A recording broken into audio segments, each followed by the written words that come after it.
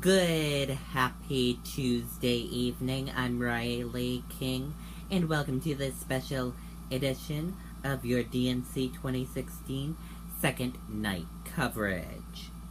We do want to start off with breaking news. Hillary Clinton becomes first woman nominated for president by a major party.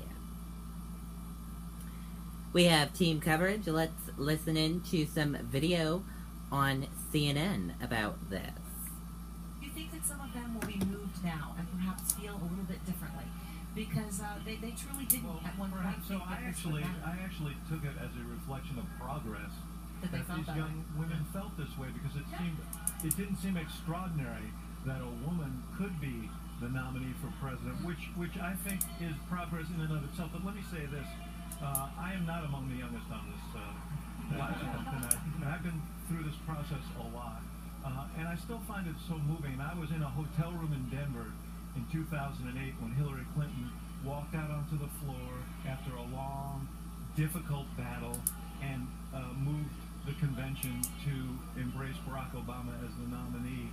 And I remember how emotional it was for me to see that happen. So, and to see Bernie Sanders do it here. Yes. And we should just take a step back and say, we've got problems and we've got challenges in this country, but democracy is a beautiful thing. And to see two opponents come together and respect that process and join together in common cause is an inspiring thing. Fierce opponents, and it was very emotional. I think anyone watching would have to admit that they felt some emotion watching Bernie Sanders at multiple times today, tearing up when his brother spoke, and at that final moment, the graciousness that he exhibited, but also on some level you see someone who sees it and there's pain too, right? Right. I mean, this is incredibly hard to put everything you have in a presidential campaign and to go for a year and a half like he did and come up just so short. It's very hard. I know it was hard for the Clinton supporters and the Clinton campaign, but the way he did it, and to be here and to soak in the support and the recognition for everything he achieved, because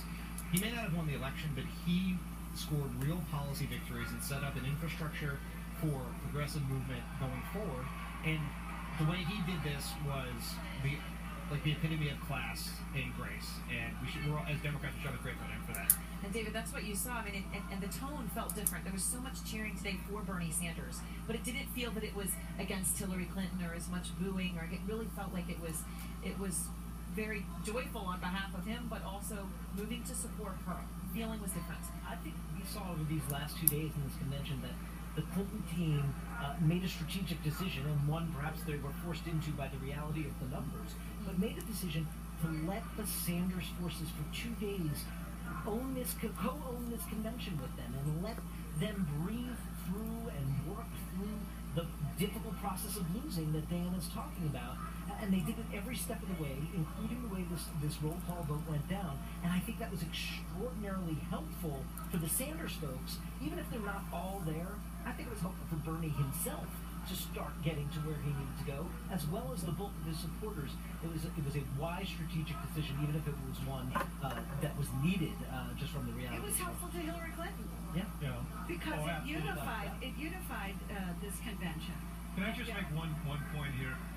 24 hours ago, everyone was talking about disunity, chaos. That was the story of the day. Now the story is unity.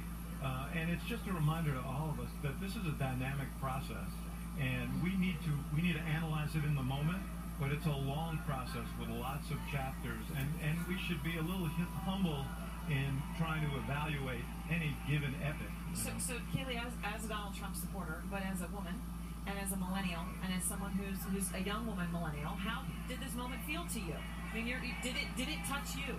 Well, I congratulate the Secretary of becoming the first female presidential nominee. That's certainly an achievement. It's a part of history. No one will ever be able to take that from her. But, for Donald Trump supporters, we realize that we can talk about history, but the stakes are very grave right now, certainly when there's an ISIS terrorist attack every 84 hours. So there are issues that come above history. National security would be one of them. The economy would be another. I'm happy for her. I applaud her of this remarkable achievement, but as a young woman, I'll be voting on other issues. All right. Well, thanks to all staying with us. Ahead out front, the mothers of Trayvon. Okay, and there you have it on some intel. take from CNN on Hillary Clinton becoming first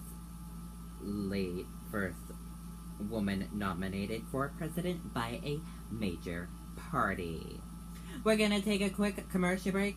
Coming up next, we will talk about the schedule for this evening and the big schedule of day 2 of the DNC convention and much more. That's all coming up next right here on The Right, your special coverage of DNC 2016 second night coverage.